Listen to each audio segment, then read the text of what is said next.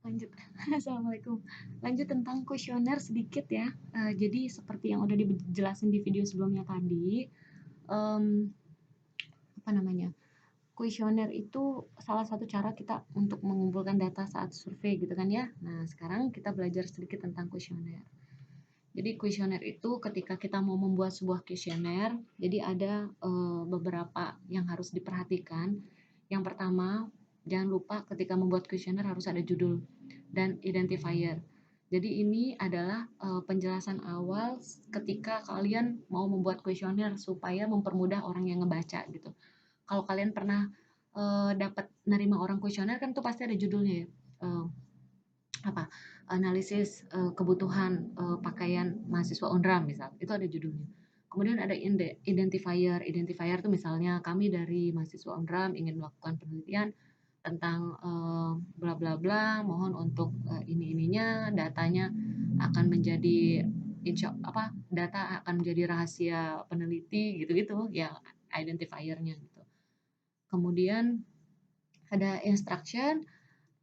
Di sini kalian mau pakai pilihan aja, tergantung kebutuhan penelitian, apakah pakai ranking, apakah pakai single atau multiple response, close question, open question misalnya. Apakah Anda berapa kali Anda ke mall dalam satu minggu? Satu kali, 1 sampai 5, 6 kali, misal gitu ya. Jadi, nah itu adalah instruksinya. Kemudian ada skala, skala Likert. Nah di sini bisa pakai yang 5, bisa pakai yang 7, bisa pakai yang 3. Dimana kalau ngebuat skala Likert harus ganjil. Jadi kalau skala Likert atau skala Likertnya cuman apa namanya 2 aja. Jadi bisa iya atau tidak, setuju tidak setuju gitu. Cuman ini kayak terlalu saklek, makanya muncullah skala Likert yang ada levelnya. Jadi misalnya sangat setuju, sangat sorry, sangat setuju, sedang sangat tidak setuju. Atau di tengahnya ditambahin setuju dan tidak setuju. Jadi ada 5 misalnya. Atau dibuat 7 sevenfold, sangat sangat setuju atau sangat sangat tidak setuju gitu. Yang jelas tengahnya ini kiri makanannya harus setara, ini harus setara gitu kan. Konsep ngebuat skala Likert. Kemudian yang harus diingat dalam membuat kuesioner adalah jangan lupa be concise dan tidak ambigu gitu. Jadi harus jelas, padat dan tidak ambigu, nggak bertele-tele gitu ya. Dan tidak ambigu ketika membuat pertanyaan. Jangan sampai membuat ambigu. Contoh, pernah nonton ke bioskop nggak akhir-akhir ini? Akhir-akhir ini dalam sebulan terakhir kah? Seminggu terakhir kah? Itu yang harus jangan sampai ambigu gitu ya. Avoid double question. Misalnya jangan sampai double. Jadi menurut kalian apakah orang orang Inggris itu orang British itu harus makan sedikit atau banyakan latihan? Ini kan double ya. Kita bingung mau makan sedikit atau mau banyak latihan. Jadi mending dipisah aja. Tanyakan untuk jawaban yang precise gitu. Misalnya, berapa umur Anda? Nah, itu harus jelas umurnya di tanggal berapa. Saat tanggal 1 September, umur Anda berapa gitu. Jadi setiap orang akan punya jawaban yang sama. Avoid using double negatif. Misalnya, negatifnya double. Didn't ini udah tidak, dia tidak mengatakan tidak suka gitu. Ngerti gak maksudnya? Double ya gitulah. Kemudian hindari menggunakan yang kalimat yang panjang dan complicated, ribet gitu ya, atau pakai jargon yang tidak umum dipakai orang. Terus avoid using leading questions. Jadi jangan membuat pertanyaan yang mengarahkan orang, memaksa orang. Jadi misalnya, menurut Anda tuh itu dari apa namanya asma itu adalah penyebab utamanya adalah dari mobil misalnya gitu ya. Ya, apakah penyebab utama dari asma itu adalah asap dari knalpot mobil gitu. Itu kan kita ngarahin banget ya, dia harus jadi penyebab utama dan nah gitu. Ya, jadi avoid leading question yang mengarahkan orang gitu. Kemudian, nah begitu akhirnya nanti kalian dapat hasil kuesioner, hasil datanya, data tersebut itu nggak boleh langsung dipakai secara langsung, nggak boleh langsung dianalisis, tapi harus dilakukan pengujian dulu instrumennya. Nah, pengujian yang umum dipakai itu ada dua uji kuesioner yang validity and reliability.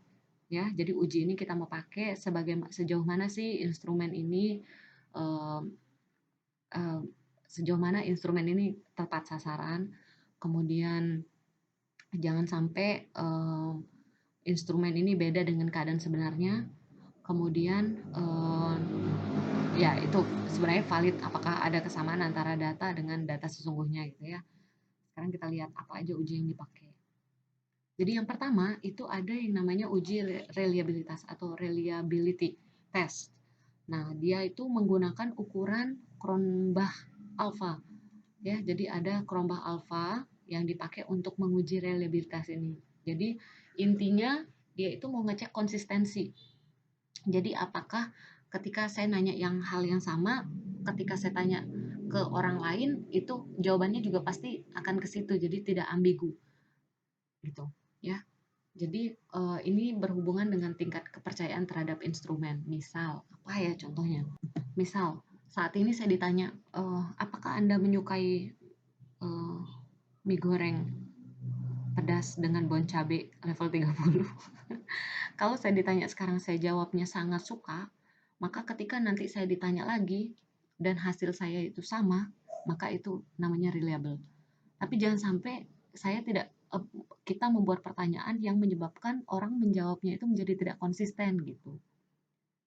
Ya, itu contoh reliable. Nah, ukurannya nanti ada Cronbach alpha ini, kalau nilainya itu lebih dari 60 berarti aman, berarti bisa dipakai untuk analisis lebih lanjut. Jadi dia dianggap telah reliable data instrumennya. Ini bisa pakai SPSS, Scale Reliability Analysis. Kemudian yang kedua itu adalah validity test atau uji validitas untuk ngecek seberapa tepat instrumen itu melakukan fungsinya gitu ya. Intinya korelasi antara setiap skor, kan kita punya pertanyaan misalnya 1 sampai 100 gitu ya. Nah, pertanyaan 1 itu ada jawaban orang, pertanyaan 2 ada jawaban orang, jawaban 3 dan 100. Ini kalau ditotalin setiap skor terhadap total, setiap skor terhadap total, setiap skor terhadap total, ini korelasinya dihitung untuk uji validitas. Gitu. Jadi kalau korelasinya signifikan, artinya instrumen dikatakan valid. Artinya apa? Artinya bahwa kalau sudah korelasinya kuat antara setiap instrumen ini terhadap total skor seluruh pertanyaan, berarti ya memang sudah valid dan bisa dilanjutkan ke analisis selanjutnya. Gitu. Ya, ini bisa dipakai cara SPSS juga ini correlate, bivariate, pilih yang person gitu ya. Gitu. Jadi intinya kalau hubungan antara setiap pertanyaan dengan total yang nggak kuat ya berarti dia belum valid hasil kuesioner kita gitu. Kita maunya harusnya makin ya korelasinya kuat. Jadi korelasi antara setiap pertanyaan ini berhubungan erat dengan totalnya gitu. Ya, ini ukurannya kalau cari tabelnya. Jadi nanti hasil output yang kalian tadi cek di sini itu akan di-compare dengan R tabel. Ya, R tabelnya ini bisa dicari pakai tabel T. Jadi berhubungan dengan tabel T dia. Kemudian nanti kalau nilai corrected item total correlation-nya itu lebih dari tabel berarti ya dia valid gitu. Jadi nanti kalian akan misalnya punya 1, 2 sampai 10 level pertanyaan, maka mereka masing-masing akan punya nilai yang akan dibandingin sama R tabel tadi. Valid. Oh, ternyata pertanyaan 9 nggak valid. Maka cara pertama adalah cek apakah pertanyaan 9 itu ambigu, terlalu panjang, membingungkan responden sehingga dia orang ngejawabnya itu nggak konsisten gitu. Maka kalau misalnya memang dia ternyata tidak dibutuhkan atau hal yang udah pasti jelas, misal apakah matahari berjumlah 1 misalnya, semua orang akan menjawab iya, maka itu pasti tidak valid karena itu adalah sesuatu yang tidak perlu dipertanyakan, maka dia harus dibuang dari kuesioner gitu biasanya. Kalau pengalaman saya, kalau jawabannya sama semua itu artinya tidak perlu dipertanyakan, sehingga buang aja dari kuesioner, buang aja dari list pertanyaan, karena dia menyebabkan dia tidak berkorelasi. Jadi mau apapun totalnya, berapapun bergerak totalnya, dia jawaban orang akan tetap sama. Ya. Nah sekarang eh, ya nanti lewat grup ya bagian ini. Coba kalian rumusin bikin kuesioner pakai objek yang paling dekat, misalnya teman-teman sekitar, fashion, games atau apapun gitu ya. Kemudian kita uji validitas dan reliabilitasnya. Oke, semangat. Assalamualaikum.